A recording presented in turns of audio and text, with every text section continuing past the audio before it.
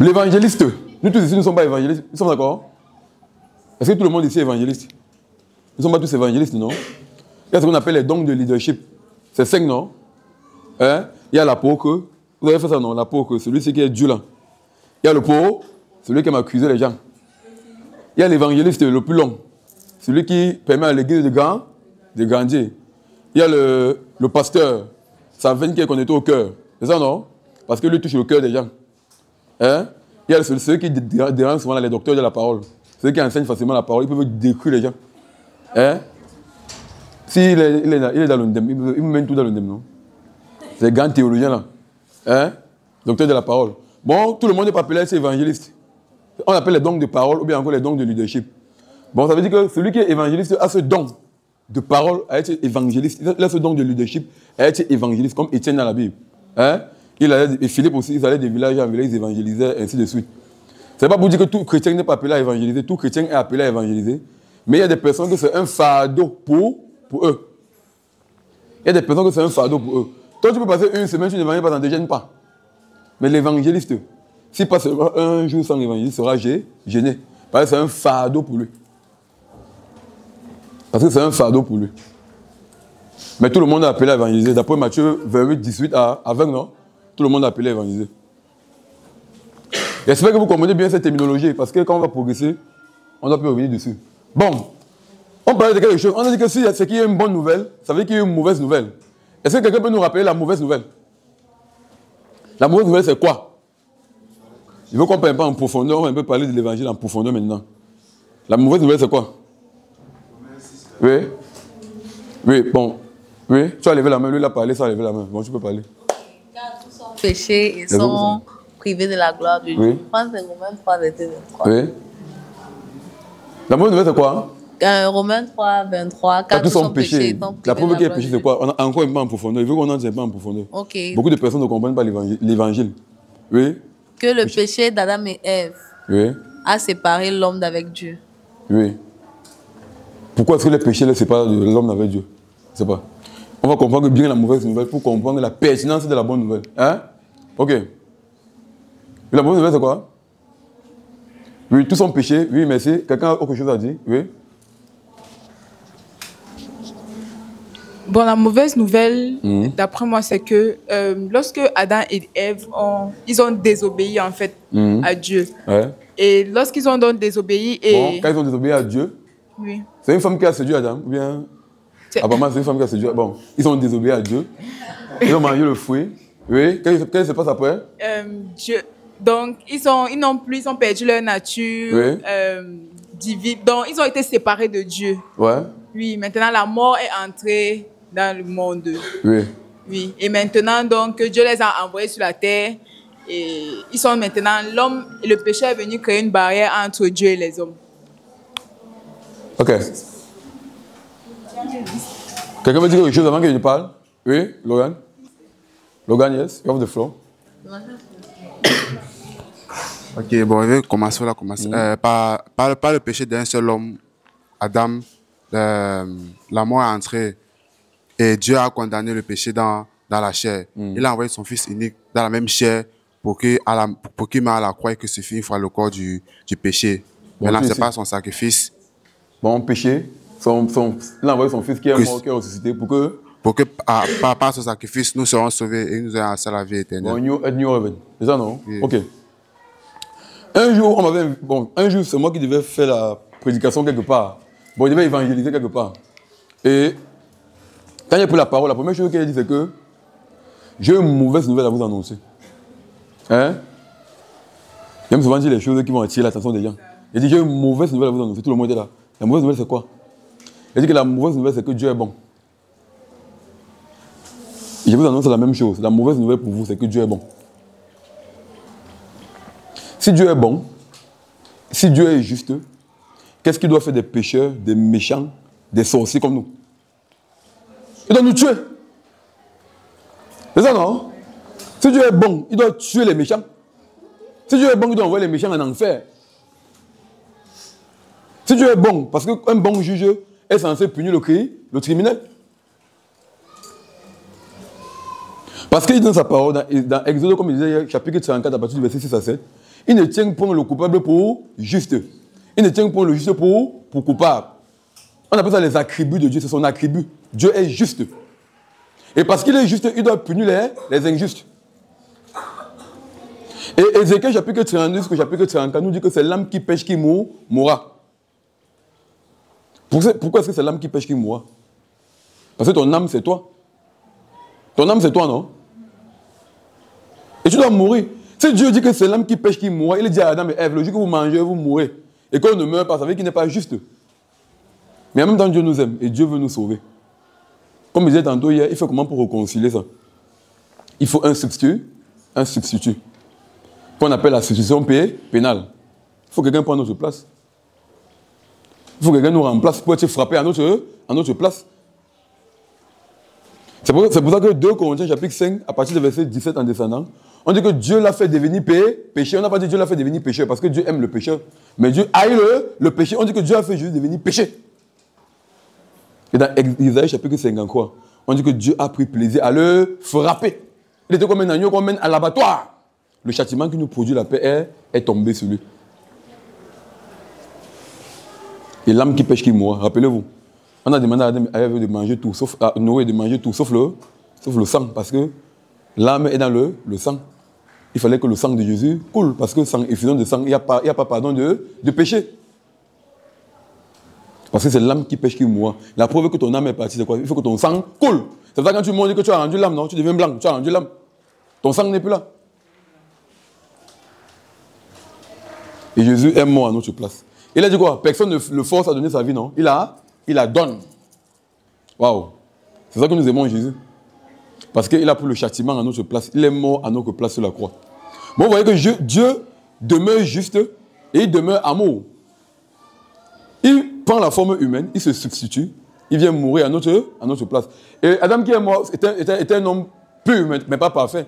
Il fallait aussi que celui qui devait mourir pour satisfaire la colère de Dieu devait aussi être pur. C'est pour ça que dans l'Ancien Testament, le sacrifice des animaux demandait les animaux sans tache. Les animaux sans tache qu'on demandait, ça doit pas être boiteux, ça doit pas être comme ça. C'était pour annoncer le sacrifice parfait de Jésus. Jésus était sans tache, il était sans péché. Et le sang de Jésus était pur. Le sang de Jésus ôte le péché du monde. Matthieu croit quoi? Voici l'agneau de Dieu qui ôte les péchés du monde. Parce que le sang des animaux, ce n'est pas parfait. Le sang des animaux, c'est pour les animaux. Est-ce que le sang d'un animal va couvrir le sang d'un homme comment? Va ôter le péché d'un homme comment? Il fallait un sacrifice parfait. Et Jésus est venu. Il s'est substitué à nous sur la croix. Il est mort à notre place. Son sang a coulé. Il est mort. Et le troisième jour, il a été ressuscité. Parce que la mort ne pouvait dominer sur lui. Ainsi, si tu crois en Jésus-Christ comme ton Seigneur, comme ton Sauveur d'abord, parce que Jésus est d'abord ton Sauveur avant d'être ton Seigneur, non? Comme ton Sauveur et ton Seigneur, tu seras sauvé. C'est ça l'évangile en fait. C'est ça l'évangile. Adam qui pêche, et on dit que Adam a accouché Caïn et Abel, selon leur ressemblance. On allait le ressembler pas seulement avec le corps, même avec le péché. La mort. Mais en Jésus-Christ, par sa mort et sa résurrection, si nous croyons en ça, nous serons sauvés et nous allons aller au ciel. C'est tout. Bon, ça veut dire qu'en résumé, quand je prêche l'évangile à quelqu'un,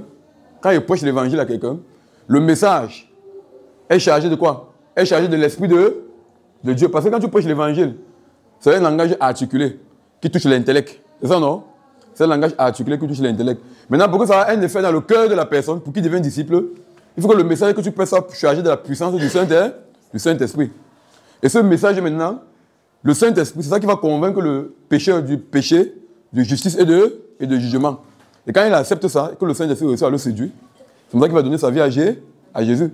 Et quand il donne sa vie à Jésus, tu commences à le former. C'est ça qu'on appelle maintenant le suivi, ou bien encore le discipulat. C'est les étapes simples que nous appliquons tous les jours, non? Dans nos églises, ainsi de suite, pour que des personnes deviennent des chrétiens solides. Maintenant, la conversion, quelqu'un peut lire rapidement les 3 définitions là, avant qu'on progresse. Il faut qu'on étanche certaines définitions. La conversion se tourne. Tous ceux qui dorment derrière là, La conversion mettez-les debout derrière. Vers Jésus se détourne du mal. Acte 15, verset 3, acte 26, disciple, un étudiant ou un apprenant. Un disciple est donc un apprenant de Jésus. Acte 11, 26. Tout chrétien né de nouveau devient automatiquement un disciple. Discipola, c'est le processus par lequel on devient comme le maître. Okay. Je continue à apprendre afin de grandir et en maturité. Matthieu 28, 19. Prêcher et suivre aussi, rien à négliger. Bon, nous sommes d'accord que la conversion, c'est se tourner à Jésus. Parce que quand on dit conversion, ça veut dire que tu quittes d'un point A à un point B. Tu es dans le monde, maintenant tu viens à Jésus. C'est la conversion. Quand on dit que tu es disciple, ça veut dire que tu es l'apprenant de Jésus. Ou bien tu es l'élève de Jésus. Maintenant, le disciple-là, c'est toute cette formation-là, le suivi, ainsi de suite. Même ceux qui participent au camp. C'est une forme de disciple-là, parce qu'il y a ce qu'on appelle le disciple-là formel. Le disciple-là informel, c'est que tu te formes seul.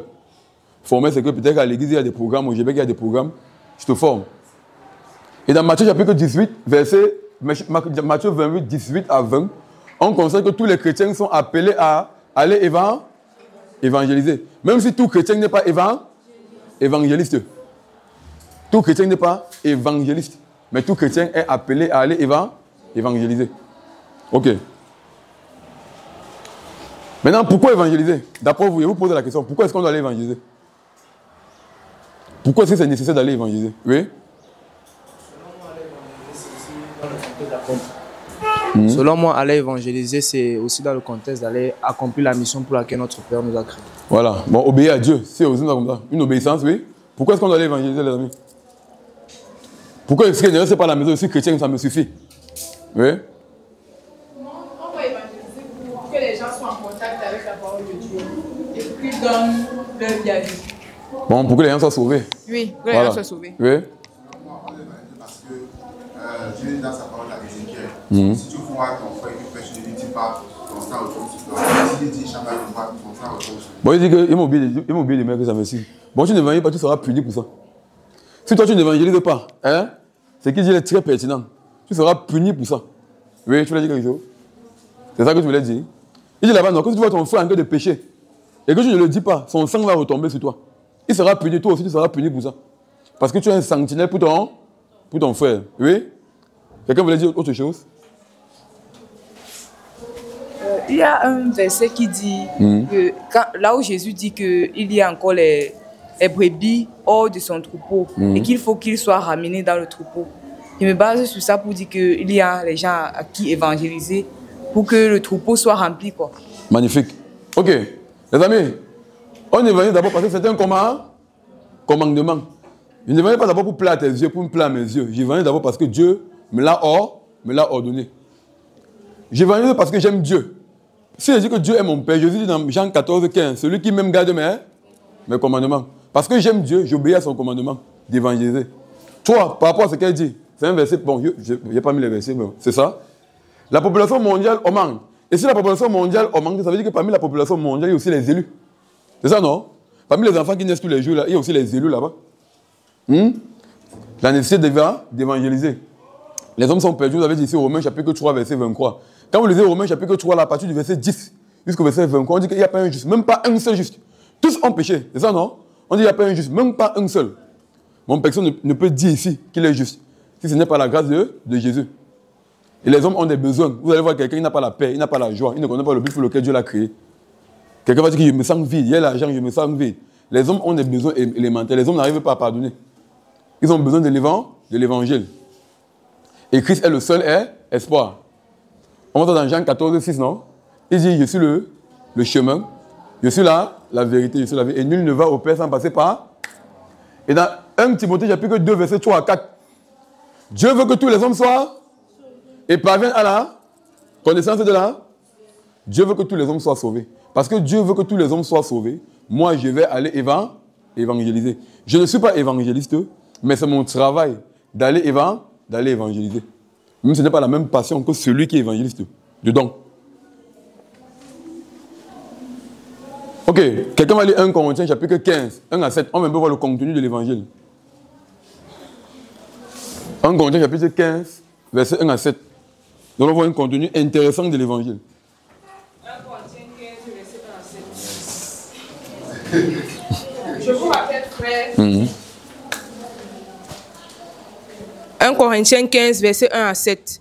Je vous rappelle, frère, l'évangile que je vous ai annoncé, que vous avez reçu, dans lequel vous avez persévéré, et par lequel vous êtes sauvés. Si vous le retenez tel que je vous l'ai annoncé, autrement, vous aurez cru en vain. Je vous ai enseigné avant tout, comme je l'avais aussi reçu, que Christ est mort pour nos péchés, selon les Écritures. C'est très important. Oui. Verset 4. Qu'il a été enseveli et qu'il est ressuscité le 3e jour, selon les Écritures, et qu'il est apparu à ses faces, puis aux 12. Ensuite, il est apparu à plus de 500 frères à la fois, dont la plupart sont encore vivants et dont quelques-uns sont morts. Verset 7. Ensuite, il est apparu à Jacques, puis à tous les apôtres. Amen. Ok. Bon, le contenu de l'évangile, c'est dans ce verset-là. Le verset-là est le verset qui parle le plus clairement de l'évangile dans toute la Bible. Vous avez remarqué ça, hein? Le verset-là, qu'on vient de lire, les versets que nous venons de lire, c'est le texte qui montre clairement le contenu de l'évangile dans la Bible. La plupart des autres, on va seulement dire aller prêcher l'évangile, aller prêcher. Mais on ne va pas forcément donner le contenu. Mais ce texte nous donne clairement le contenu. Bon, il faut d'abord définir l'évangile, parce que si tu vas prêcher un faux évangile, il y a beaucoup de personnes qui me rencontrent, ils disent je prêche l'évangile, mais les gens ne donnent pas le vie à Jésus. Quel est mon problème? Peut-être ton problème c'est que tu ne prêches pas le bon évangile. Hein? C'est le mauvais évangile, non? Peut-être ton problème c'est que tu ne prêches pas le bon évangile. Il faut connaître l'évangile. Le verset croit dit quoi? Christ est mort pour le mot péché. Bon, quand tu prêches l'évangile à quelqu'un, tu dois le faire comprendre son péché. Le mot péché vient du mot grec amatia, qui veut dire manquer la cible. Manquer la cible veut dire quoi? Quand Dieu t'a créé, il avait un but pour toi. Hein? Actuellement, tu ne vis pas la vie que Dieu avait prévue pour toi. C'est ce que tu dois dire à la personne. Tu ne mènes pas la vie que Dieu avait prévue pour toi. Le mot péché veut dire amas, ça veut dire que tu as manqué la cible, tu as manqué le but. S'il fallait tirer le climatiseur là, j'ai manqué. Il faut faire comprendre ça aux pécheurs. Tu as manqué le but pour lequel Dieu t'a créé. Christ est mort pour nos péchés. Et il faut parler des conséquences du péché. Christ est mort. Quand on pêche, il va y avoir les conséquences de ça, le mal dans le monde, ceci. C'est pour ça que Christ est mort pour nos péchés. Quoi? Christ est ressuscité.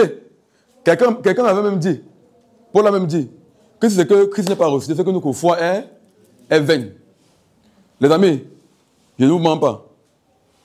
Le socle du christianisme, ce n'est pas de montrer que la Bible a des erreurs, mais n'a pas des erreurs. Peut-être que la Bible a des erreurs, je ne sais pas. Ce n'est pas ça le socle de ma foi.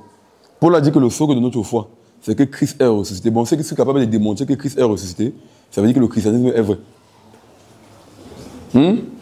C'est ça le socle de notre foi. Parce que si Christ n'est pas ressuscité, tout ce qu'on bavarde là, ça ne sert à rien. On va bavarder, il perd mon temps comme ça, il vient au camp, il fait 10 jours ici pour fouiller quoi ici. Moi, je vais chercher mon argent. C'est pas ça, hein? Mais Christ est heureux, il va les récompenses pour ceux qui le servent. Ceux qui perdent le temps pour filmer, on sait pourquoi. C'est parce que Christ est ressuscité. Et le sacrifice de Christ est parfait. Qui se rappelle de Mohamed Bouazizi? Mohamed Bouazizi, c'est un Tunisien, parce qu'une femme policière, c'est vrai que dans le monde musulman, les femmes ne doivent pas parler n'importe comment aux hommes, non? Il a mis le feu sur lui, on appelle ça quoi?